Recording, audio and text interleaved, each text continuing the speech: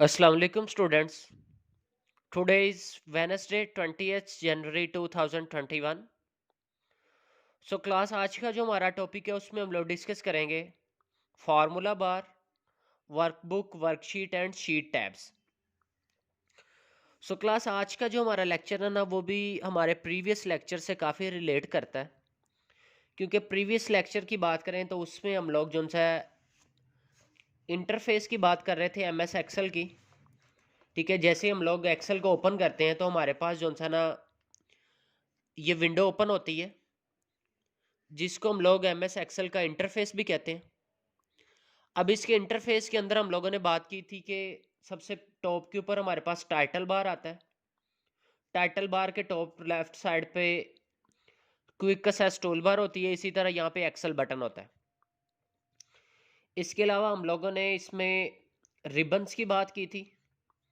Ribbons क्या होते हैं? जो आपके पास बिलो दी टाइटल बार या मेन्यू बार हम लोग इसको कहते हैं, ये जो रिबन टैब्स होते हैं ना, जैसे home tab, insert, page layout, इनको मेन्यू बार भी कहा जाता है, रिबन टैब्स भी कहते हैं। ये रिबन टैब्स आगे फर्दर रिबन्स में डिवाइड होता है, और वो रिबन्स जो सा ना इनको ग्रुप्स की फॉर्म में जो सा वो अरेंज किया जाता है। सो क्लास उसके बाद हमारे पास बिलो दी रिबन्स आपके पास होता है फार्मूला बार। ये आपके पास जो सा ना ये फार्मूला बार होती है। अब फार्मूला बार क्या है, इसको अगर हम लोग इस तरह से समझें, जैसे लेट्स सपोज हमारे पास ये शीट है, एक्सेल शीट है, यहाँ पे डाटा यहाँ पे लिखा हुआ है 5, यहाँ पे लिखा हुआ है 10। असल में ना जो सी हमारी ये शीट है ना, ये जो इसके कॉलम्स होते हैं ना, इन कॉलम्स को हम लोग अल्फ़ाबेट से डिनोट करते हैं, और जो रोज़ होती हैं ना इनको नंबर से डिनोट किया जाता है। ठीक है, जो कॉलम्स होते हैं इन कॉलम्स को अल्फ़ाबेट से डिनोट करते हैं, और जो रोज़ होती हैं इनको नंबर से डिनोट किया जाता है।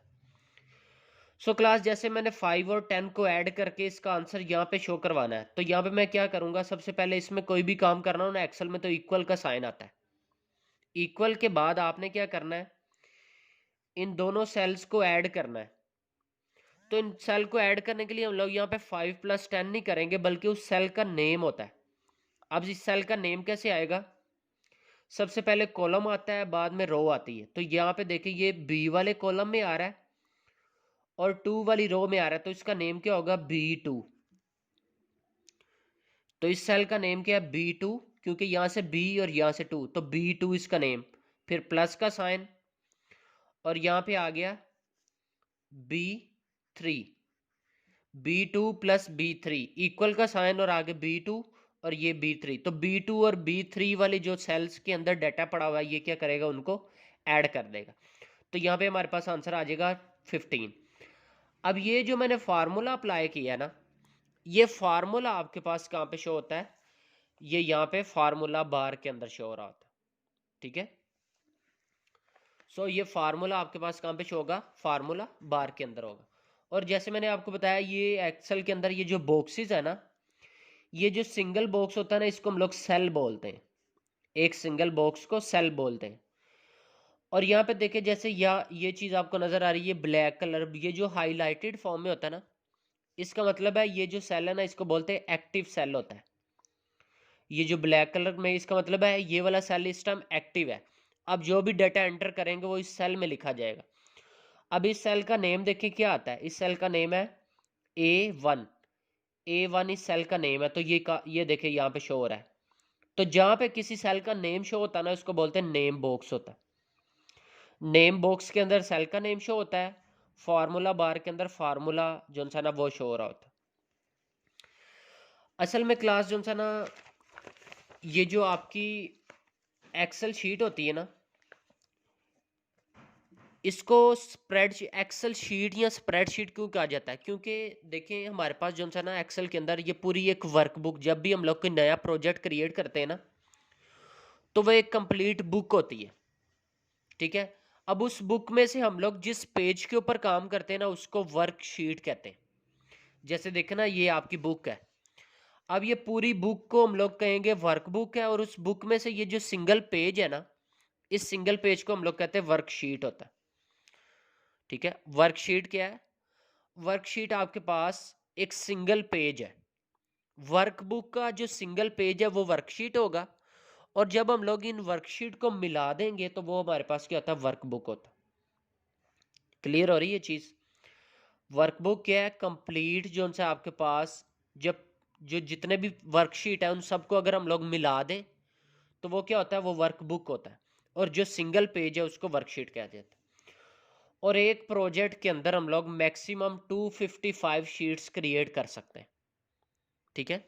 जैसे अच्छा, जब हम लोग एम एस एक्सेल को ओपन करते हैं ना तो बाय डिफ़ॉल्ट हमारे पास 3 शीट्स होती हैं। यहाँ पे देखिए शीट 1, शीट 2, शीट 3 यहाँ पे आपको शो हो रही होंगी। अभी देखो शीट 1 का कलर और है, इसका मतलब है ये वाली शीट इस टाइम एक्टिव है। ये जो हमारे पास शीट शो हो रही है ना, इसको बोलते, ये शीट 1 है। शीट 2 पे क्लिक करेंगे तो वो वाली शीट आ जाएगी, इसी तरह शीट 3। इससे ज़्यादा शीट्स आप ऐड करना चाहते हैं तो ये जो इससे नेक्स्ट बटन बना हुआ है, यहाँ से हम लोग और भी शीट्स ऐड कर सकते हैं, ठीक है। सो वर्कबुक और वर्कशीट में क्या डिफरेंस है?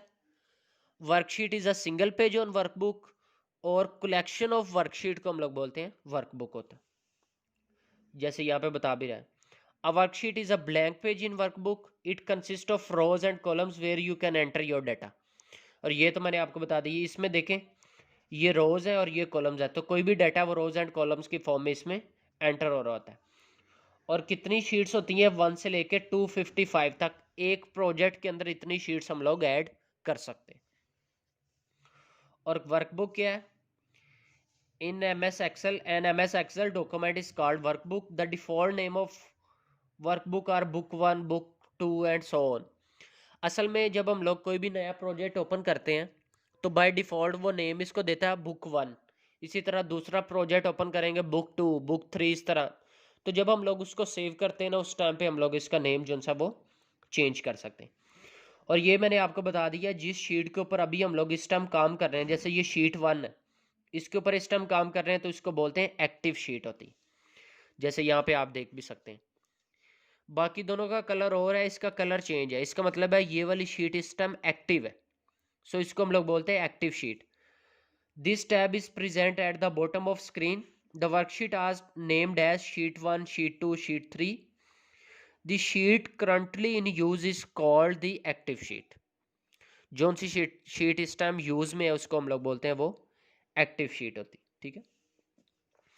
सो क्लास यही हमारा आज का लेक्चर था, जिसमें हम लोगों ने फार्मूला बार, वर्कशीट, वर्कबुक और शीट टैब्स को डिस्कस किया है।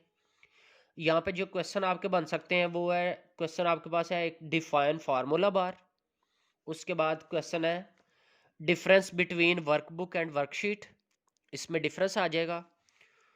और एक क्वेश्चन आपके पास बन सकता है एक्टिव शीट वाला, डिफाइन एक्टिव शीट, ठीक है।